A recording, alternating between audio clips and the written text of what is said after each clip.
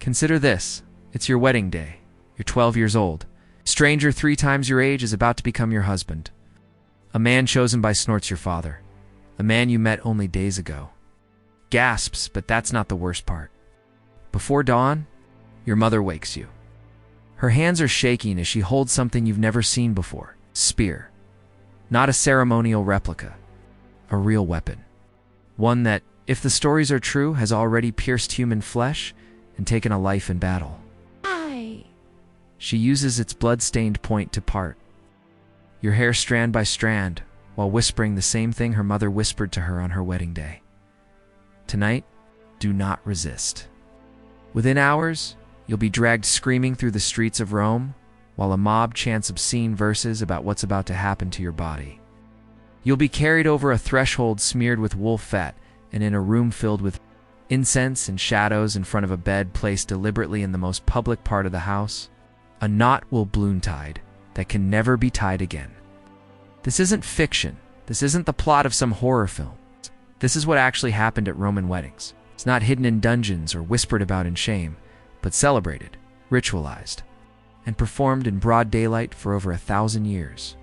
Stay with me for the next few minutes, because when this ritual ends, you'll understand why Rome never needed to hide it. Let's address the elephant in the room first.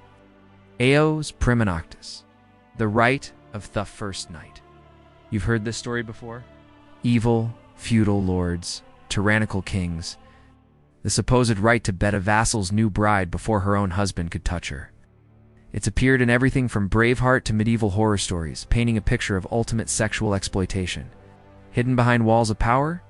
Here's the truth. When it comes to ancient Rome, that specific practice is almost certainly a myth. Modern historians have searched exhaustively for evidence, Ophiu's Prima Noctis in the Roman world, and what they found is nothing. No laws, no credible contemporary accounts, no archaeological evidence. It appears to be a fabrication likely born from later medieval propaganda and humanity's endless fascination with painting the past as barbaric, so we can breathe a sigh of relief, right? The horror story was just that, a story wrong. Because while that particular nightmare may be fiction, what actually happened to Roman brides was arguably worse. Not worse because it was more violent, though it often was, but worse because it wasn't hidden. It wasn't a corruption of the system. It was the system. It wasn't an abuse of power happening in the shadows. It was power itself displayed proudly, for all of Rome to witness and celebrate. The real horror of a Roman wedding night wasn't that the rules were being broken. It was that everyone was following them perfectly. See, when we imagine ancient abuse, we picture it happening in secret, a crime, something shameful that perpetrators shied at. But what happens when the abuse isn't hidden at all? What happens when it's written into law? Blessed by priests, cheered on by crowds, and considered not just acceptable, but sacred? What happens when the victim is told that her suffering is duty, that her terror is tradition, that her body is not her own and never was? That's what we're really talking about today. It's not a myth, but a documented, systematized, religiously sanctioned ritual that treated women not as human beings with autonomy, but as property transferred from one owner to another. And it all started with a weapon. Dawn breaks on a young girl's wedding day in Rome music, sometime around 100 BCE. Let's call her Lucia, though her name doesn't really matter. This story could be about thousands of girls across centuries of Roman history. Lucia is 13 years old. She's been betrothed since she was a child to a man she's met exactly twice. He's 34, a minor government official with political connections to her father. She knows almost nothing about him except that in a few hours he will have complete legal control over her body, her property, and her very existence. But first, the Hosticabaris, the celibate spear. Her mother and the household slaves gather around her in the pre-dawn darkness. There's no gentle brushing, no tender moment between mother and daughter. Instead, her mother produces a spear, the husta, and begins the ritual that will transform her from daughter to wife. The spear is inserted into Lutea's hair, and its sharp point is used to meticulously part it into 6 sections. Each section is then braided with ritualistic precision. Mimicking the hairstyle of the Vestal virgins, Rome's most sacred priestesses. The entire process takes over an hour. It's one slip of the hand, one flinch from Lucia, and that spear point could slice her scalp open. Why a spear? The ancient philosopher Plutarch, writing in the 1st century CE, offers several theories that Romans themselves debated. Some said it honored Mars, the god of war, in hopes that the marriage would produce strong warrior sons. Others claimed it was a gesture toward military victory and the strength of Rome itself. But Plutarch also recorded a darker interpretation, one that cuts closer to the truth. The spear was a deliberate callback to Rome's foundational myth, the rape of the Sabine women. Let me tell you that story because it matters. According to Roman legend, in the city's earliest days, Rome had a serious problem. There weren't enough women. The surrounding tribes refused to let their daughters marry Romans. Seeing the new city as nothing more than a haven for criminals and outcasts, so Rome's founder Romulus devised a plan. He invited the neighboring Sabines to a great festival, a celebration of games and religious rites. The Sabines came, men, women, and children, expecting diplomacy and entertainment. Instead, at a prearranged signal, the Roman men attacked. They didn't kill the Sabine men. Not yet. Instead, they grabbed the spine, women and girls, dragging them away by force, while their fathers, brothers, and wood husbands were driven back with swords. The women were distributed among Roman men as wives, not asked, not courted, taken. And according to the myth, these abducted women eventually came to love their captives, even intervening to stop a war between Rome and Sabine when their birth families tried to rescue them. This wasn't a shameful secret in Roman culture. It was a founding myth. It was celebrated in art, referenced in poetry, and yes, reenacted symbolically at every single traditional Roman wedding. The spear wasn't just styling a bride's hair. It was a reminder renewed with every marriage that wives were fundamentally captured. That marriage was in its essence a conquest, that a woman's body was a prize to be claimed by force, sanctified by tradition. And here's what makes this even more chilling. According to some ancient sources, the spear used in the ritual was ideally one that had already killed a man in battle. A weapon literally baptized in human blood was the first thing to touch a bride on her wedding day. Think about the psychological weight of that moment. You're a young girl, and the very first ritual of your wedding, the moment that begins your transformation from maiden to wife, is performed with an instrument of death. What message does that send? What does it tell you about what's coming next? The answer is written in every detail of what followed. To understand why these rituals existed, we need to talk about something deeply unsexy, but absolutely crucial: Roman law.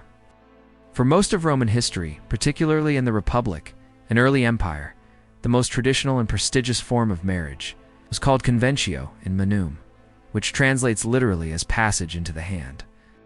Here's how it worked. From birth, a Roman woman existed under someone's pestos, their legal power. If her father was alive, she was under his patria pestos, his paternal power. This wasn't just symbolic, it was absolute. He controlled whether she could marry, who she could marry, whether she could own property, and whether she could even keep her own children if she became a widow. In the eyes of Roman law, an unmarried daughter was legally similar to a child. Regardless of her age, the in manu marriage ceremony existed for one purpose: to transfer that power from father to husband, to literally pass the woman from one man's hand to another's. After the wedding, she was no longer part of her birth family. It's not legally, not religiously, not in any sense that mattered under Roman law. She took on the legal status of her husband's daughter. Yes, you read that correctly. In the eyes of the law, her wife was legally equivalent to her husband's child. Any property she might have inherited, now it belonged to her husband. Any legal disputes involving her, her husband handled them. Her entire legal identity was subsumed into his household. Now, I need to be precise here because Roman marriage law evolved significantly over the centuries, by the late replicant especially. During the Empire, a different form of marriage, called sin manu, without the hand, became increasingly common, particularly among the elite classes. In a sinu marriage, a woman could remain under her father's pesto, or if her father was dead and she had no male guardian, She could even gain a degree of legal independence. She could own property, conduct business, and maintain significant autonomy. Some elite Roman women wielded enormous power through senior manu marriages. But, and this is crucial, even as theological reality changed, the ritual didn't. The ceremonies, the symbolism, the entire theatrical performance of a Roman wedding continued to be based on the older in manum model. Why? Because these rituals weren't really about the law. They were about power, tradition, and social control. A daughter's consent to marriage was technically required under Roman law. But let's be realistic about what consent meant for a girl who'd been raised from birth knowing that her father had the absolute right to arrange her marriage. That refusal could bring shame on her entire family, and that she had virtually no other options for her future. She would recite the traditional formula, Uba Zagoa, where you are gas, I am Ja. On the surface, it sounds like a beautiful vow of partnership, but its deeper meaning was clear. Wherever you go, I follow. Your identity subsumes mine. Your world becomes my world. I am joining you. You are not joining me. And there was one more physical symbol of this transfer, one more lock that needed a key, the cingulum. This was a woolen belt tied around the bride's waist with an incredibly complex knot called the nodus Herculeus, the knot of Hercules. This wasn't decorative.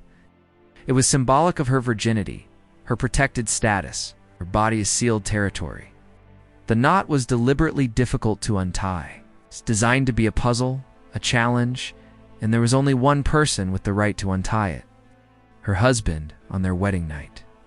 In what would come next, as the sun began to set, the most theatrical and psychologically brutal part of the Roman wedding began: the dolum deducture, the procession to the groom's house. This was no quiet, dignified walk. This was orchestrated chaos, a deliberate spectacle of mock violence that reenacted step by step the legendary abduction of the Sabine women. First, the groom approached the bride in front of both families. In front of witnesses, he grabbed her with a display of force. This wasn't gentle. Ancient sources describe him seizing her, pulling her with visible strength from her mother's arms. The bride, for her part, was expected to play her role. Cried out. She struggled. She appeared to resist. Was it all performance? Roman writers claimed it was ritualistic, that the bride's apparent reluctance was meant to petard the household gods of her birth family, to assure them she wasn't leaving willingly and thus wouldn't anger them. But here's the question that should haunt us. When does performance become reality? When does ritual fear turn into actual terror? If you're a 12-year-old girl being grabbed by a man 3 times your age while your mother screams, at what point does your brain stop distinguishing between theater and trauma? The procession that followed was a carnival of intimidation. Torchbearers led the way. Not subtle candles, but massive flaming torches that turned the Roman streets into a tunnel of flickering shadows.